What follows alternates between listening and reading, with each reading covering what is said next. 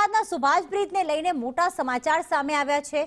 બ્રિજનો cantilever slab નબળો હોવાનું સામે આવ્યું। થોડા મહિના પહેલા જ જે સર્વે કરાયો હતો તેનો આ રિપોર્ટ સામે આવ્યો છે। પંકજ એમ પટેલ કંપની દ્વારા ઇન્સ્પેક્શન કરાયું હતું। કેન્ટિલીવર સ્લેબ નબળો હોવાનો રિપોર્ટમાં ઉલ્લેખ કરવામાં આવ્યો। તો મહાનગરપાલિકાએ અત્યાર સુધી રિપેરિંગમાં બેદરકારી શા માટે દાખવી એ મોટી એક જે છે ગંભીર બેદરકારી કહી શકાય। બેદરકારીથી બ્રિજને વધુ નુકસાન થવાનું પણ અનુમાન છે।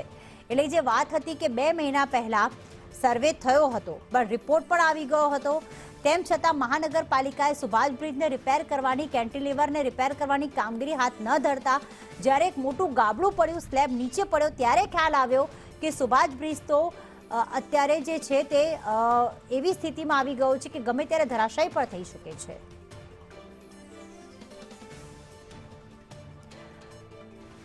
કશ્યપ અમારી સાથે જોડાઈ ગયો। કશ્યપ, 5 દિવસ પહેલા અચાનક સ્લેબ ધસી પડે છે અને સુભાષ બ્રિજ 5 દિવસ માટે બંધ કરવામાં આવે છે।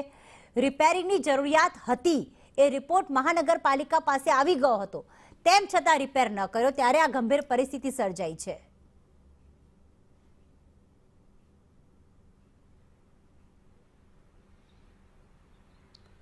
ગત જુલાઈ માસમાં જે ગંભીરા બ્રિજ દુર્ઘટના થઈ હતી ને ત્યારબાદ અમદાવાદ મહાનગરપાલિકાએ અમદાવાદ શહેરના 92 જેટલા બ્રિજો છે તે તમામ બ્રિજનું ઇન્સ્પેક્શન કરવા માટે થઈ, સર્વે કરવા માટે થઈને નિર્ણય કર્યો હતો।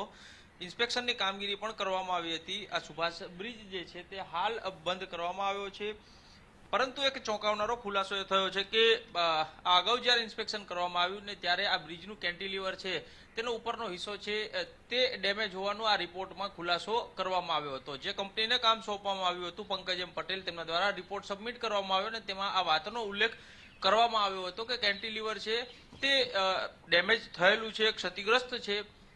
ઉપરની તરફનું ચેકિંગ છે તે કરવામાં આવ્યું હતું ને આ કેન્ટિલીવરની કેટલીક જે અંદરના હિસ્સા જે છે તેમાં ઘુવડ દ્વારા માળા જે છે તે બનાવવામાં આવ્યા હતા ને તેના કારણે અંદર ચેકિંગ થઈ શકે તે પ્રકારની સ્થિતિ નથી, પરંતુ ઉપરથી જે ચેકિંગ કરવામાં આવ્યું ને તેમાં જે ક્ષતિગ્રસ્ત હોવાનો રિપોર્ટમાં ઉલ્લેખ કરવામાં આવ્યો હતો, તેમ છતાં મહાનગરપાલિકા દ્વારા બેદરકારી છે તે દાખવવામાં આવી છે અને કેટલાક સ્પાન જે છે તે ગંભીર રીતે ડેમેજ જે છે ક્ષતિગ્રસ્ત થયા છે। આ અગાઉ જ્યારે આ રિપોર્ટ સબમિટ થયો ત્યારે Subhash bridge, Nehru bridge, Gandhi bridge અને સરદાર બ્રિજ આ તમામ બ્રિજોમાં નુકસાન હોવાનું સામે આવ્યું હતું। ત્યારે મહાનગરપાલિકા જે છે તેના દ્વારા નહેરુ બ્રિજ છે, ગાંધી બ્રિજ છે અને સરદાર બ્રિજ છે તે બ્રિજના રિપેરિંગ માટે થઈ અને ટેન્ડર પ્રક્રિયા જે છે તે કરવામાં આવી હતી ને કામગીરી સોંપવામાં આવી હતી ને તે કામગીરી હાલ ચાલી પણ રહી છે।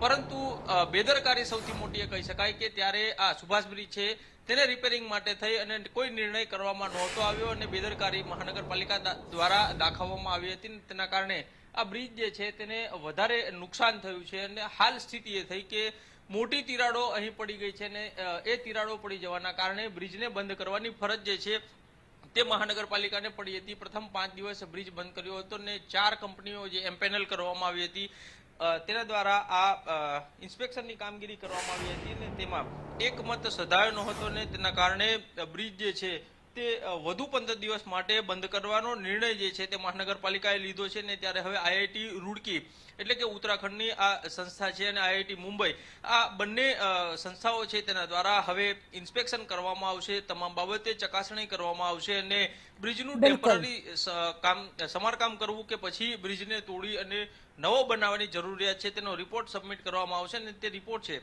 તે સરકારમાં સોંપવામાં આવશે અને ત્યારબાદ મહાનગરપાલિકા જે છે તે આગામી કામગીરી કરશે।